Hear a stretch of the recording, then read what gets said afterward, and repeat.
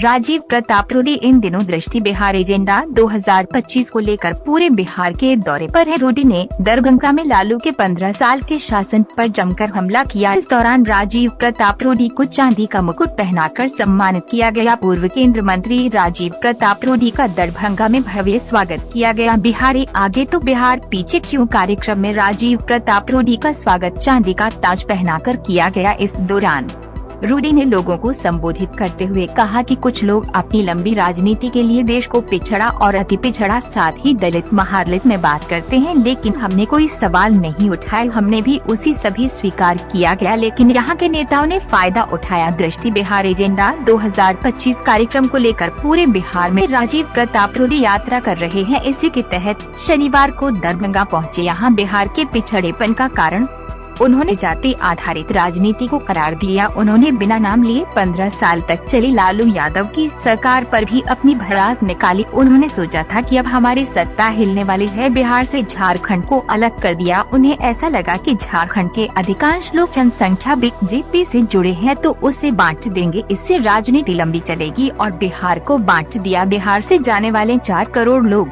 हमारे समाज के नहीं हैं। ये 40 से 70 सालों में इन लोगों को जो खेल किया है उसका नतीजा है। ये कार्यक्रम लहरियासराय स्थित ऑडिटोरियम में किया गया। आपके पास आए, हम कोई वोट मांगने नहीं आए।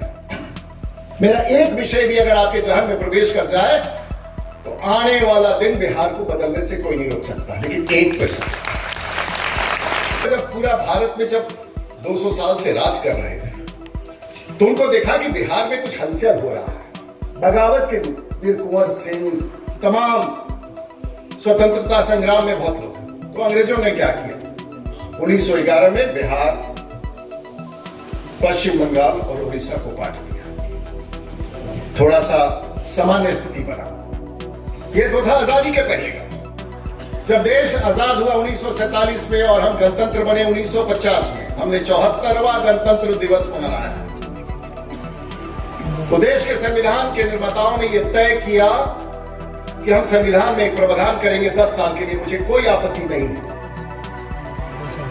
और आपने अनुसूचित जनजाति और अनुसूचित जाति को आपने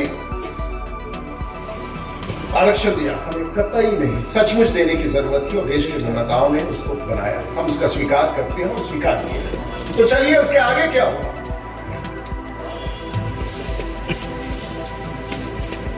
1990 के आसपास देश में एक प्रधानमंत्री आए और वो सवर्ण जाति के थे।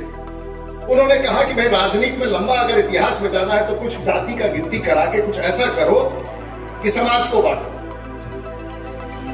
और मंडल कमीशन की बात आई और देश को संविधान में संशोधन करके हम लोगों ने देश को पिछड़ा और अगड़ा में बांट दिया। हमने कोई सवाल नहीं उठाया, हमने उसे भी स्वीकार किया और बिहार के नेताओं ने तो उसका पूरा उपयोग किया। चलिए वो भी सही था, हम देश के विकास में लगे थे, हमें नेताओं के सवाल के निर्णयों पर कोई सवाल नहीं था। लेकिन उसके बाद क्या हुआ, बिहार में एक दल की सरकार बनी, बिहार के मुख्यमंत्री बने। वो क्या कहते थे, जंगल राज, भैंस पर क्या क्या होता था, लोगों को बड़ा अच्छा लगता था कि गरीबों का एक संकल्प आया। तो 10 साल के बाद उनको भी लगा कि मेरा सत्ता हिलने वाला है। 5 साल के बाद देखिए कितना बुद्धि से काम करते हैं लोग। कहा कि भाई सुनते हैं कि जनसंघ वाला, बीजेपी वाला ज्यादा झारखंड में है और हमारा संख्या बिहार में इस तरफ है, और निर्णय किया सत्ता में बने रहने के लिए लंबे